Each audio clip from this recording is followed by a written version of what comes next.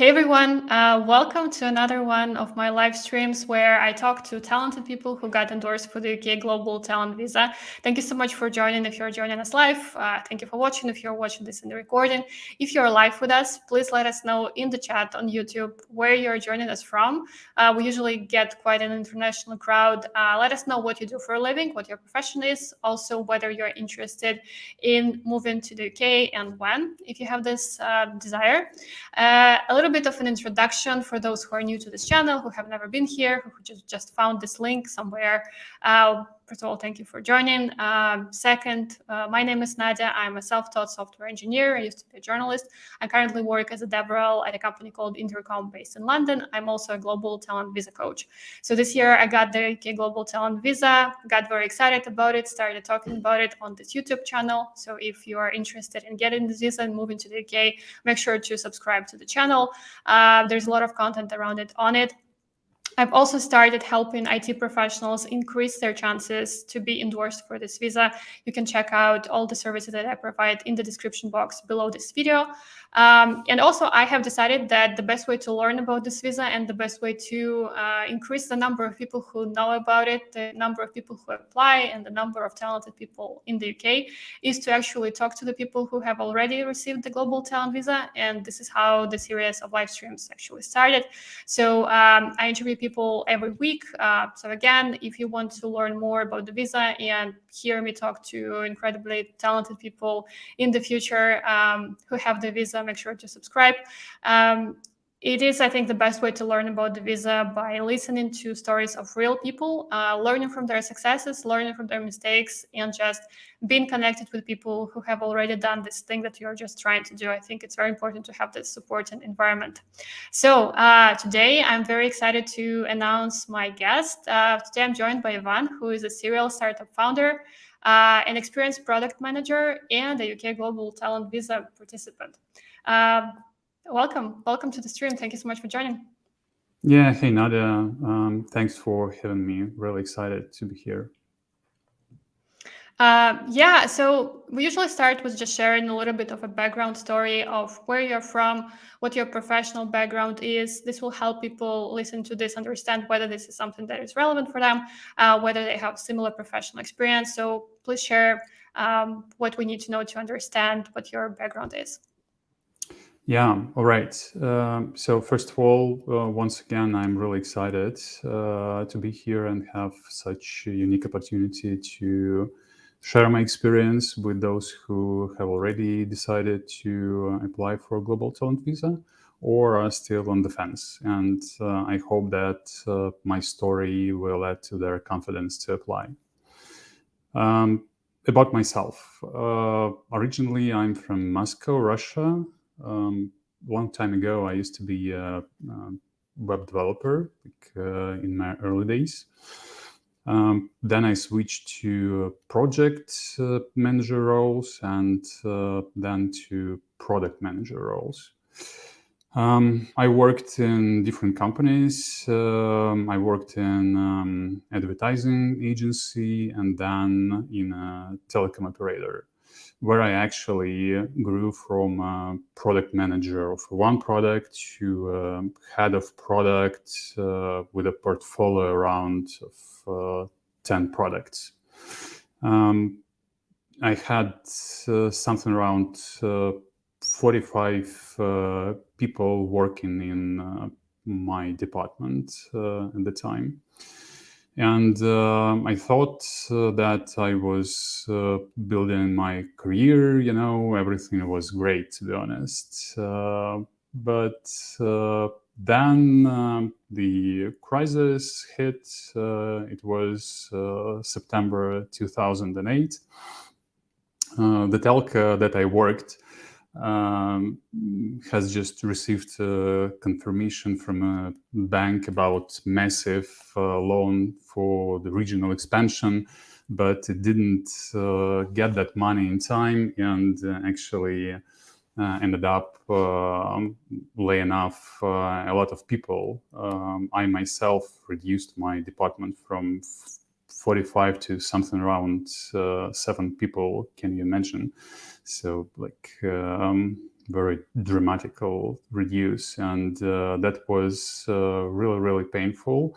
But at the same time, it was a revelation. Yeah, I realized that having an exciting and well-paid job in a good company doesn't mean that you're safe. And in any given moment, absolutely unpredictable, you can end up with nothing except loans. And yeah, at the same time, it so happened I read the book Rich Dad, Poor Dad by Robert Kiyosaki. Have you heard about this book? Yeah, No? of course. Yeah? Yeah. Yeah, and I literally became kind of infected with the idea of entrepreneurship. Not real estate stuff, but in general. And so I kind of boiled it in my head for some quite time. And after a while, I decided to left Telka, and I founded my first company with two of my buddies. The company was called Rensoft. Yeah, and the main idea was to make a paradigm shift in the software distribution field. We assumed that all software would be sold on a subscription model, and we wanted to facilitate this change. And as we now see, we were quite right. But back then, in 2009, we were quite ahead of time. Nevertheless, we invested our own money in this venture and became profitable within a couple of years. Yeah, so that was my first company, and then after a while we realized that the quite sophisticated technology we built to run Rensoft business could be interesting to other companies in the market. So we made a spin-off and created a new company and called it Velvica.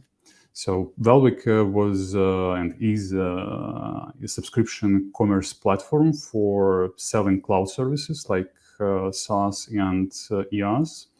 It covered all the necessary functionality, including billing, provisioning, multi-tier distribution, what have you. So everything you need to create a marketplace with cloud services and succeed. Our customers were large telcos and value-added distributors. And we were quite successful. We had customers in Russia and Europe. And at some point, we met a company that decided to acquire Velvica and Rensoft combined. It was one of the largest value-added distributor in Russia, and they wanted to transform their software business. They wanted to switch from selling perpetual licenses to selling subscriptions, and it wasn't possibly just done manually, so they had to have some technology and expertise, and we were the perfect match. So we made a deal. Yeah, and I spent a couple of years with the acquirer, and then in 2019, I sat down and thought about what I would like to do next.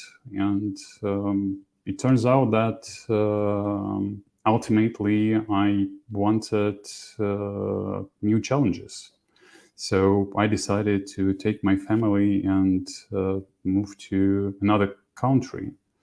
And we spent some time with my wife deciding where we wanted to go. And there were several options. And at the same time, several criteria, like language, time zone. We didn't want to be far away from our parents in terms of time zone, because when you in the US, you feel that you're kind of on Mars, because you can't take a phone and make a call because everybody sleeps. And one of the criteria was the ease of obtaining a visa, because in the US it's also not a straightforward process with this H-1B lottery and stuff like that. So eventually we decided to move to the UK. Yeah, and back then I didn't know about the global talent visa, and I learned about it from one of our early investors. He told me that I fully met all the requirements, and that was a clue. And just after that, I started to look into the details and requirements and the process of obtaining the visa. And so I found I found the website. I went there yesterday. It is still alive. So everybody who wants to know about the visa, they just need to go to technation.io. Yeah, they have a special dedicated section about the visa. And by the way, back then the visa was called exceptional talent visa, and right now it is a global talent visa. It doesn't matter; it's still the same. And there is a brochure on this website. You can fill out the form and download it, and there are a list of requirements that you can walk through and learn about it. Amazing background story. Thank you so much for sharing. So you mentioned that you learned about the visa from one of your investors. What was the process like for you of actually going from knowing about the visa to actually having it? How did you do your research? Did you do the process on your own, or did you hire any external help? And how difficult was it overall to get started and kind of get going with it?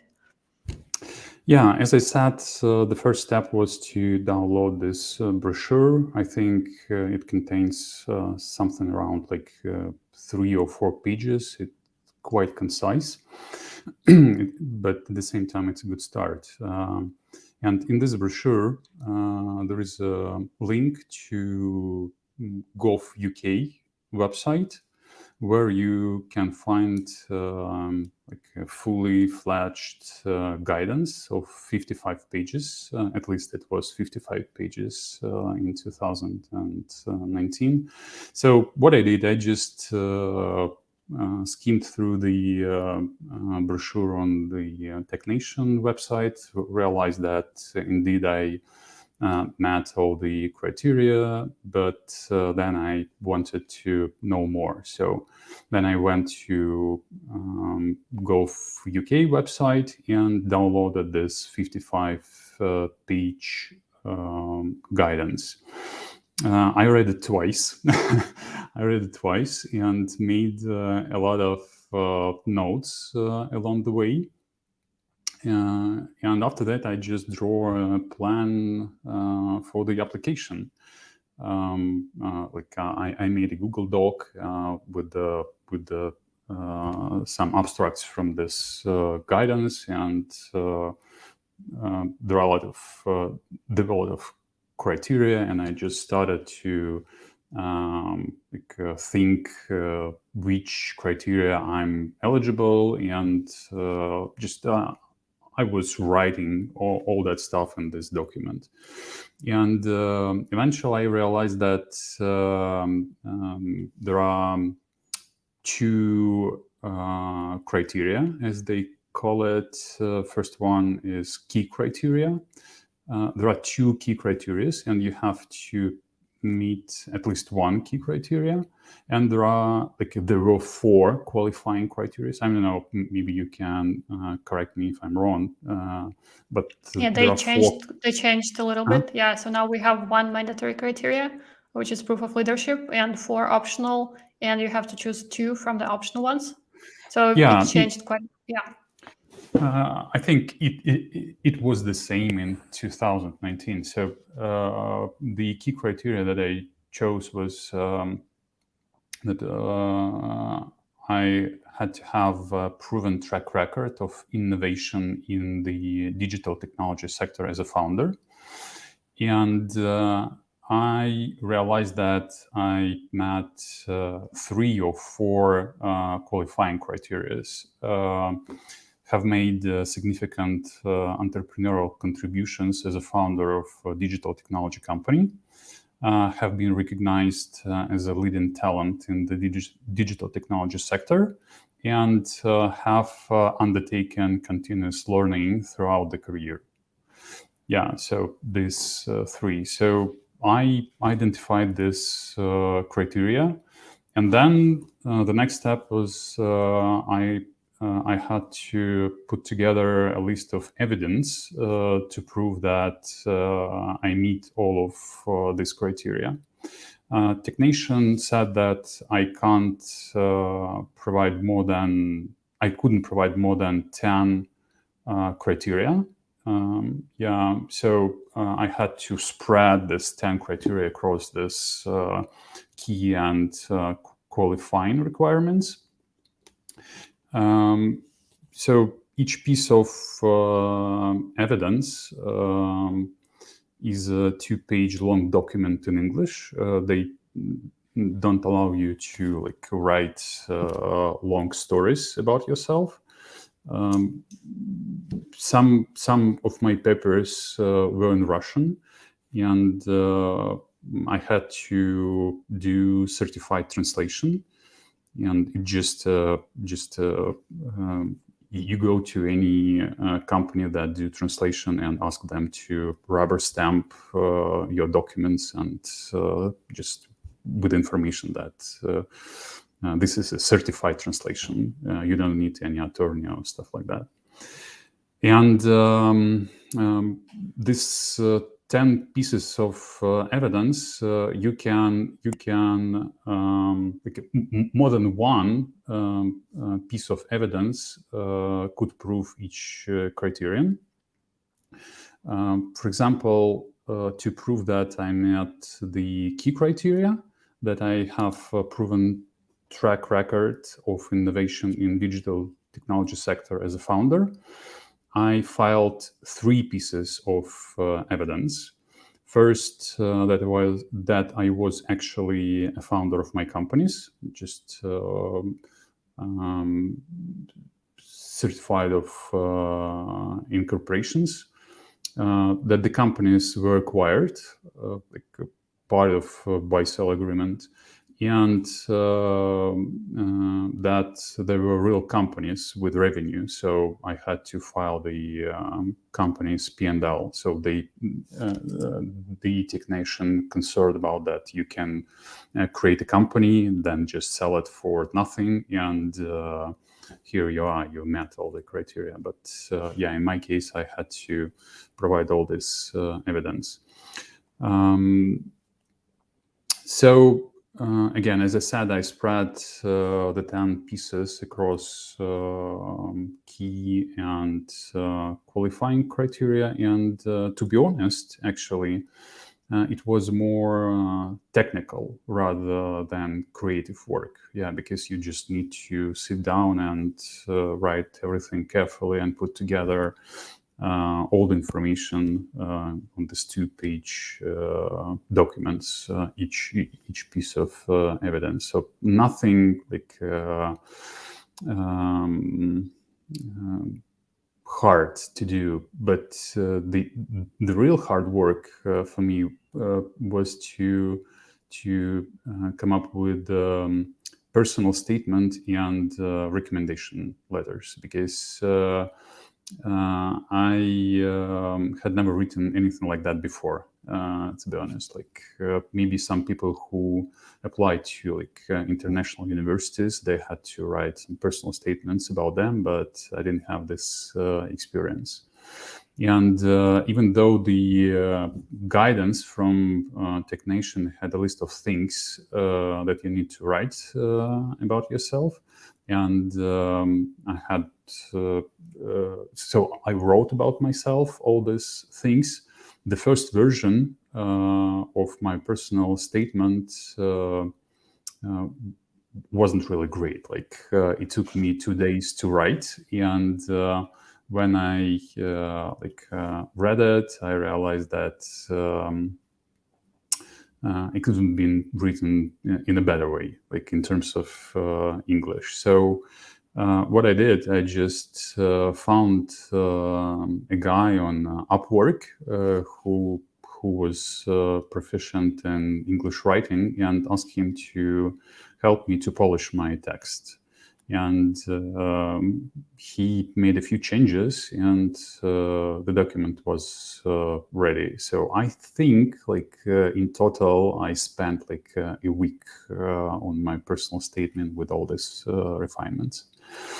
And the second hard part was when I needed to get the recommendation letters.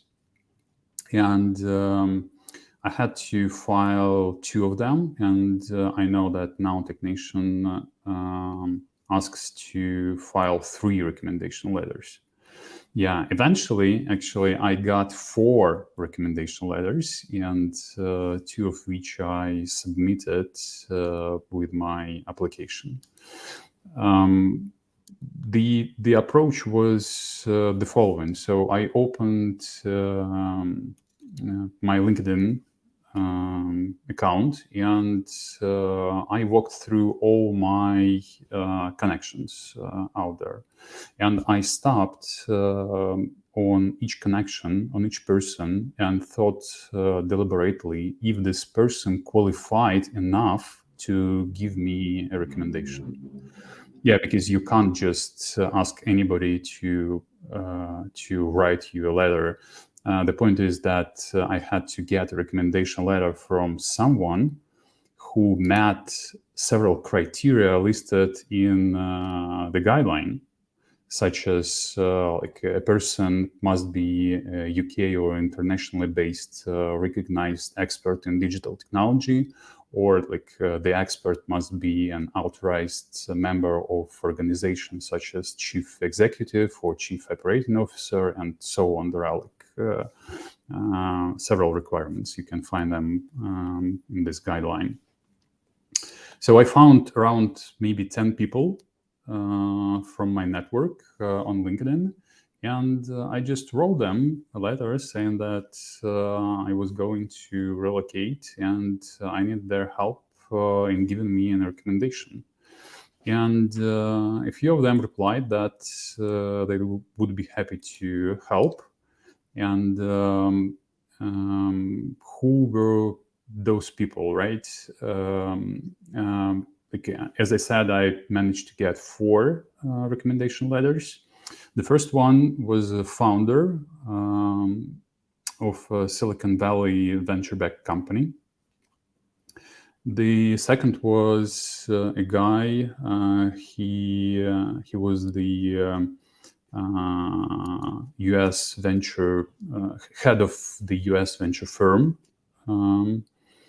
The next one was the Deutsche Telekom VP of Group Business Development and Venturing.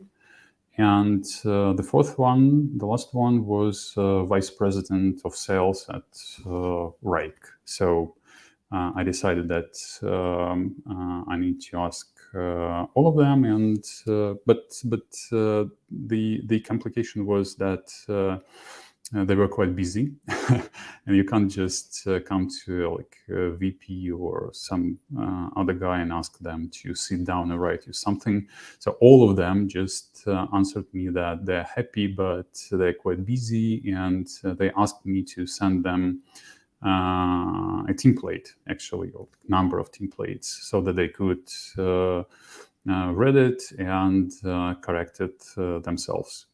And I spent about a week writing 4 unique recommendation letters. Each of them took into account a specific person, like the circumstances under which we met and how they knew about my work, stuff like that. And it was quite hard because I had to write about myself 4 times, 4 different ways. But finally, again, it took me about a week to put together and send these letters. Then it took them, I would say, from a week to 3 weeks to get back to me with the comments and refined versions of these letters. So eventually they signed these letters and sent them back to me. I would say that the overall, the whole process of preparing all the documentation, all the docs, including evidence, including personal statement, including recommendation letters, end to end, took me about a month or month and a half. Like it was like a full-time job. I just woke up and in the early morning and walked and worked about on this process the whole day. And then after it, I just filed all the documents on the Technation on the GovUK website and or on the Technation website. I don't really remember, but it's quite clear where to file these documents from this guideline.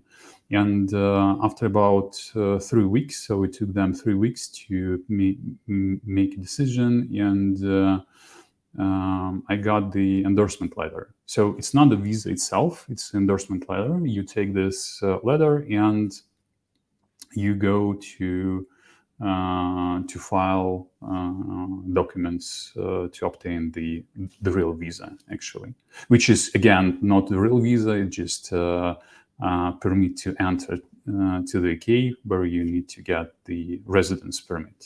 Yeah, So there are a couple the of stages. Yeah. Amazing. Thank you so much for sharing. I'm sure this will be useful. I just wanted to mention, if you're watching this in 2022, and those rules changed quite a lot. The rules changed a little bit since Ivan filed his application. So just to clarify, right now Technation requires you to fulfill one mandatory criteria, which is where you basically show that you are a leader in the field, that you are recognized as a leader. And then there are 4 optional criteria. Among them, there is the innovation one that was just mentioned. There is the academic contributions. There is the contributions to tech, or contributions to the field of tech, outside of work or kind of inside technical companies.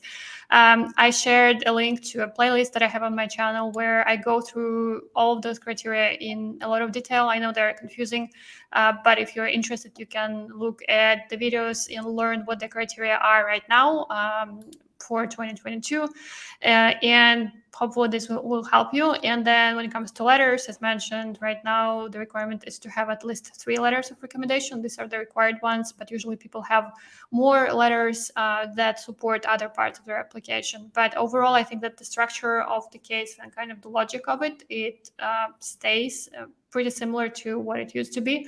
Thank you so much for sharing all the helpful insights. I was also curious to follow up on something that you mentioned about the document. So you mentioned you had the letters, you had the personal statement, you had the documents about your company.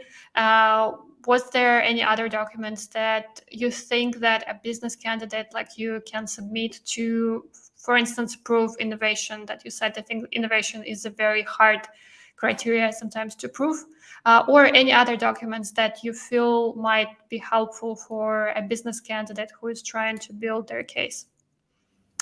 Yeah, so actually what you need to do, you need to sit down and reflect on your experience. Yeah, I was really confused at the very beginning when I read through the list of requirements, because there are words such as like talent, significant, etc. And this what usually people scared of. But actually, just you need to sit down and think, like, if you, for instance, in my case, there was a criteria that I had to prove that I had an experience of continuous learning. And what I did, I just submitted a piece of code from my GitHub, proven that I'm not only the business person, I'm also interested in tech stuff like coding. Plus, I added a list of books that I read over the last year or couple of years, which was significantly stuff like that. So, for instance, if you want to prove that you you made a contribution to the technical field, you can submit information about conferences that you gave a speech at, or hold some meetups. And if you actually didn't, it's not a problem at all, because you can go and submit application to some conference, give a speech, and this will be a supporting case for your application. So I wouldn't say that it was, again, so in my case, it was really a technical stuff. It wasn't really creative stuff. I just sat down and wrote down carefully all the things that could support this requirements from my personal experience. Let me think and go through my evidence. Yeah, for instance, what I submitted, there was a criteria: have made significant technical, commercial, or entrepreneurial contributions. And I submitted a document with the photos where we were with the Velvik booth at Microsoft Inspire conference in Las Vegas. So I was standing at the booth and talking to customers. Or another photos from the conference in Kazakhstan, like Tech Connect in 2015. Another from OpenStack Summit in Atlanta from 2014, again with the booth and myself talking to people. Yeah, stuff like that. Some articles from some magazines. Yeah, that was one. Another one that I submitted have made significant, again, the same, have made significant technical, commercial contributions. So what I did, I just provided a letter of recommendation from our customers.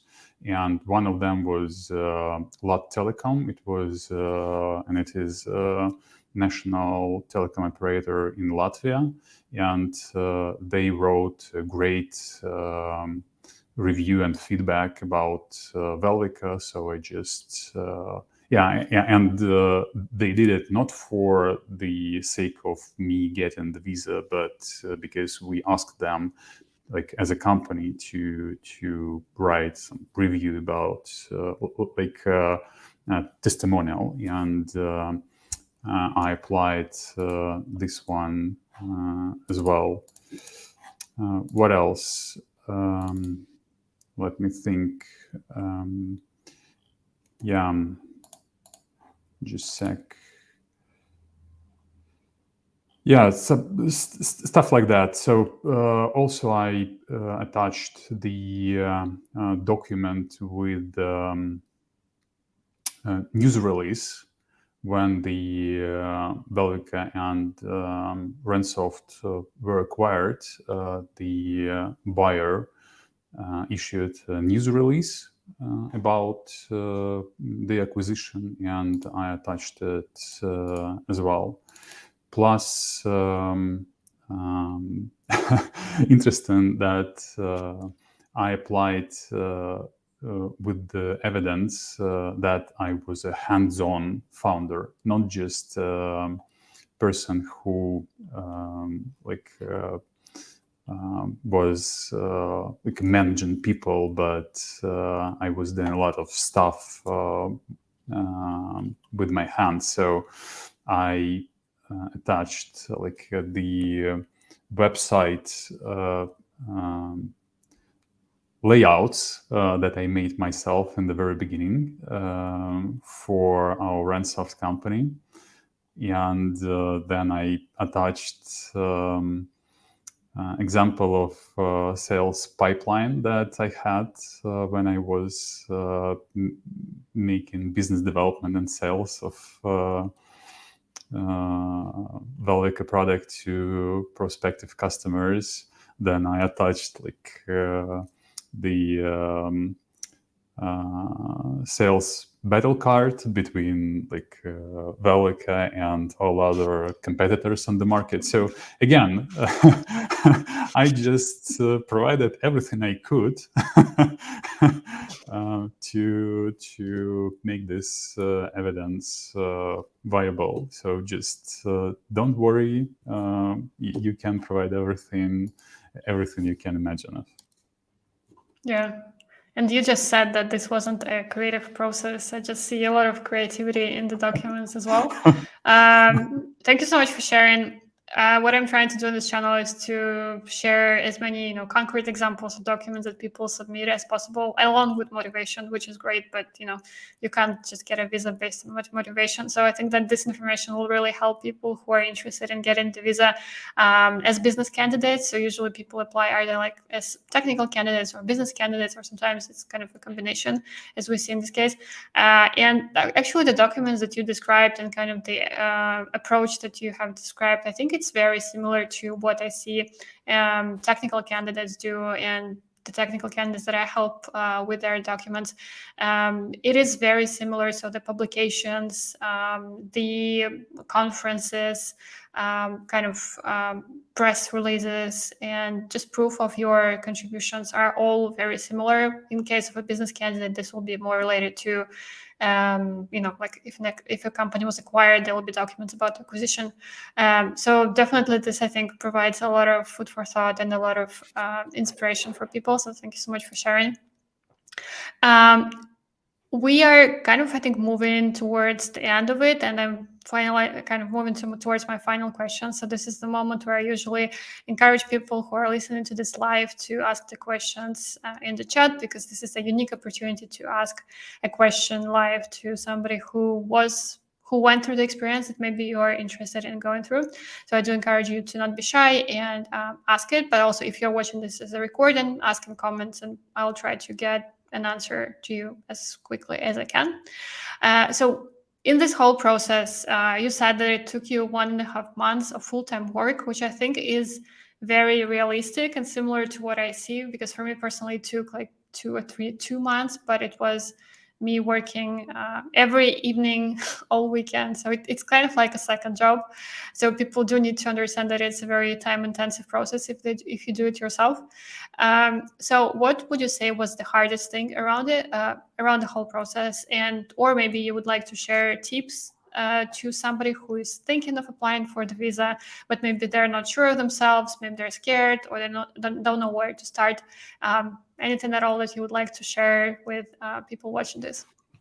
Yeah, the hardest part, I think, is that there are not so many information about how to apply, and not so many information about the examples of the documents, because I found that it is much easier when you have some example in front of you to come up with like a completely authentic, but still like you understand that you are along the lines that technician is ready to accept these documents, and you don't want to be completely off base, right, with everything you submit. So Nadia, like the streams that you hold is like are very important to people, I believe. So that was really confusing, but I decided that I actually didn't find anything on this topic on the internet. There were quite scarce of resources. I know that right now there are many more like resources on the internet and much more information, but back then it was not like that. And I had to like invent all this stuff myself. That was like the main challenge. And among this inventing part, the hardest part again, it was the personal statement, because again, as far as I understand, that technician look at your evidence where you provide your kind of mock-up of the website that you created in Figma, for instance.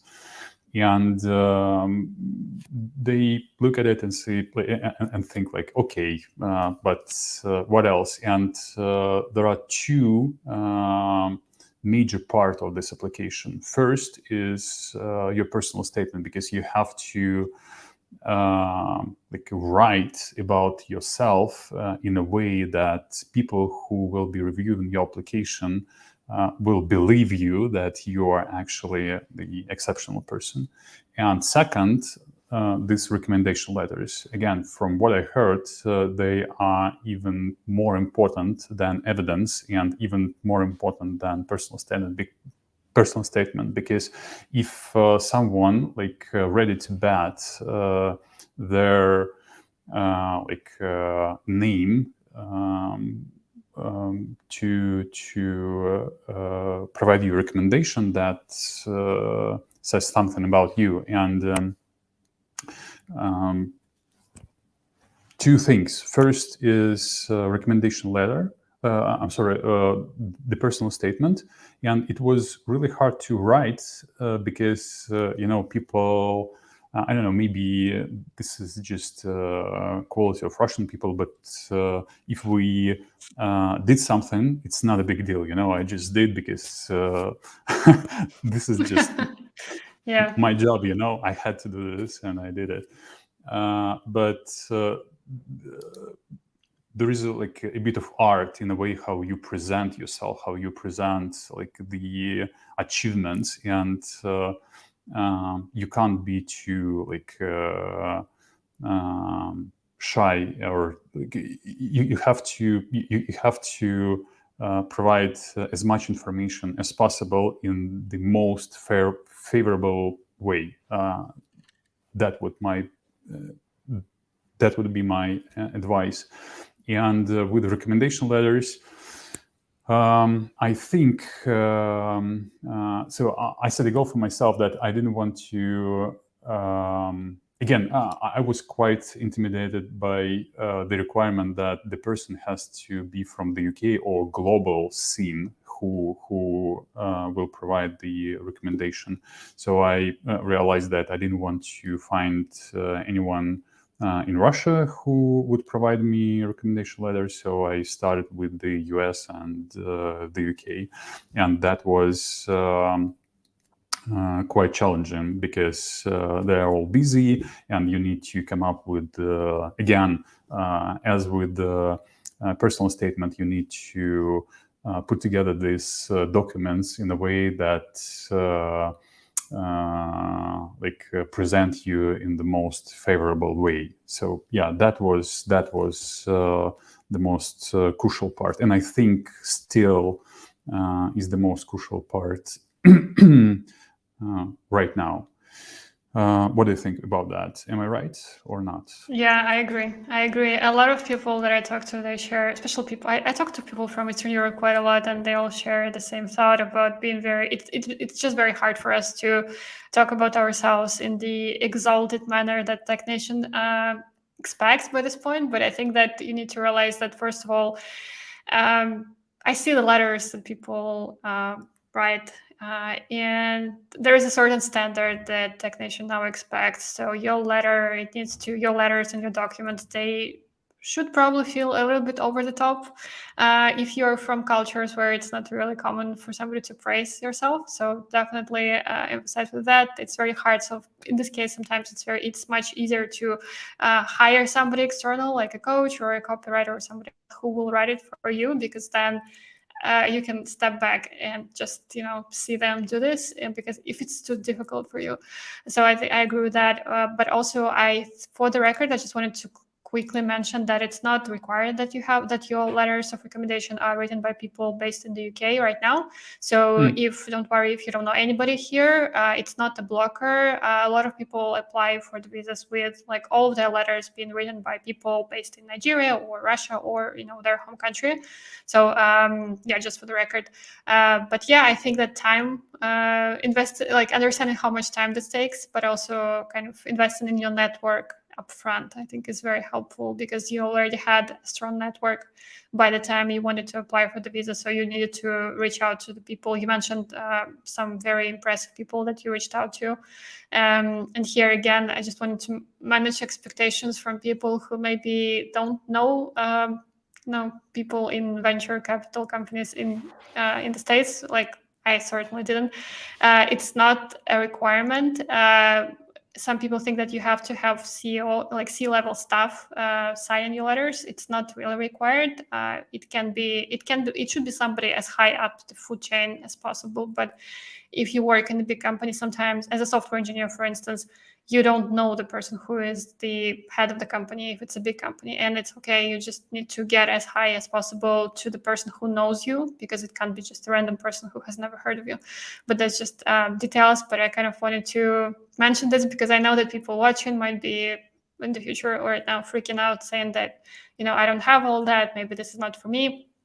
No, this is not kind of the point. This visa might very well be for you, but you just need to find a way to present your case and your evidence in the way that fulfills the criteria. So the criteria are there. I shared the link to TechNation website. This is the single source of truth. Always double check anything you hear online.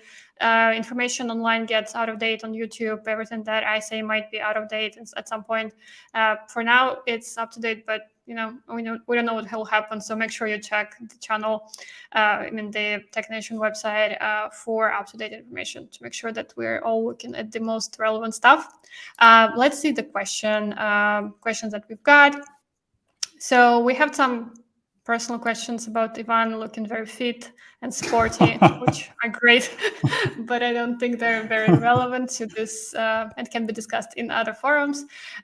We also had a question about whether the Global Talent Visa is just for entrepreneurs. I can answer this very quickly. No, it's not. Entrepreneurs is just one. So basically, the TechNation Visa, the Global Talent Visa in digital tech, is for people with achievements in digital tech, and this can be technical candidates or business candidates. So if you're a startup founder, a product manager, a content marketer, a designer, not a designer, so you would be a business candidate. And if you are a software engineer, a DevOps engineer, a blockchain developer, whatever this might be, a designer as well, UX designer, these are technical candidates. So there is such a great variety of professions. So if you work in tech broadly, please explore whether you are qualified or not. TechNation website has a list of professions that they deem eligible for the visa, but it's not an exclusive list. So if your job is something very weird, it doesn't mean that you are not eligible. So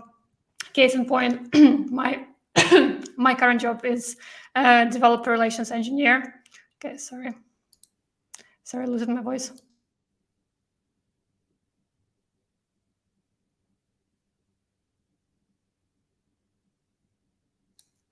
So yeah, sorry. My current job is developer relations engineer, which is not on Technation's website because it's such a new job and nobody understands what this is. But I know developer relations engineers, developer advocates who were endorsed for the visa in this role. So if your job is something weird and it's not listed, it doesn't mean that you're not eligible. Most likely you are if you can fulfill the criteria. So this is a very long way to answer that it's not just for entrepreneurs, it's for everybody working in tech, more or less, with a focus Plus, on I'm product sorry. companies. Yeah.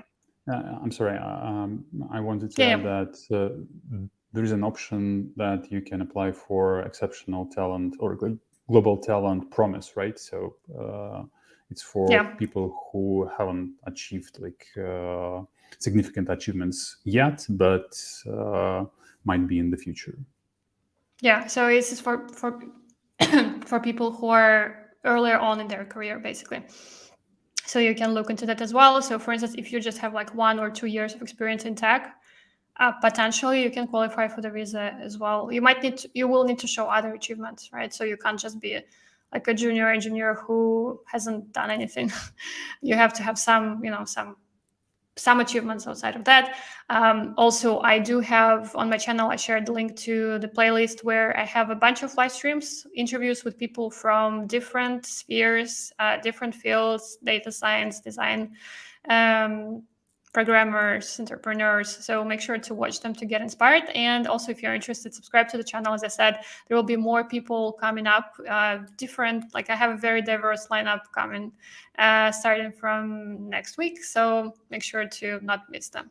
And we have another question about entrepreneurship to Ivan. Are you optimistic about the future of the UK as a good place to do startups? Yeah, I think that there are two places in the world which are good for building startups. One is the US, definitely, more specifically Silicon Valley, and the second one is the UK.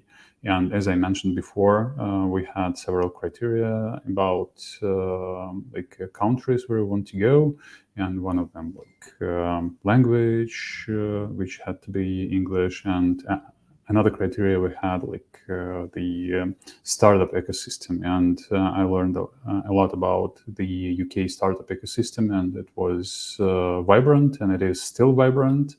And I know a lot of people who raised money before COVID hit, during the COVID, and after COVID. So no worries about that. It's still a good place, and if you want to build a new venture, be sure to come here and make it.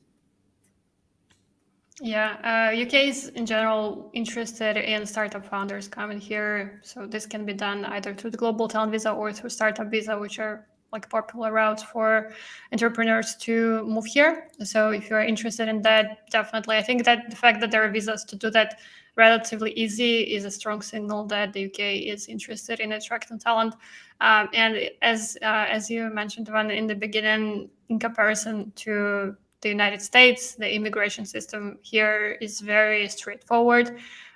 It's very open right now. After Brexit, it has become so much easier to move here, and I think that it's one of the reasons why I'm doing these live streams, to encourage people to look into the UK. Because for me personally, I'd never really considered the UK in the past because it seemed like I wasn't the sort of person who would move to London, but actually it became the country became much more open. So if you have this idea of the UK being like only for oligarchs or only for geniuses, this is no longer the case. I'm not sure if it was ever the case, but it was much harder. So make sure you check out the Global Talent Visa. We can't say that it's an easy visa to get, but it's definitely much easier than you might think.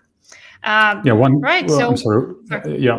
One more case in point that it is much easier now to get this visa because in 2019 there were only 200 visas per year that you could get. There was a limit, and I calculated back then that only about 4, like Detect Nation had the statistics on their website, and I calculated that around 4 people from Russia actually got this visa annually, and that was really scared. And right now they do not have any limitation, as far as I understand. Like plan, so they completely removed this limit. So yeah, it's quite open. Yeah, it is incredible. There are no limits. As many people as can qualify for the criteria can come in. And I think that if you are thinking of moving somewhere, this might be a great opportunity, because I know that there are similar visas that exist for various countries, the United States, for Australia. It also has a global talent visa.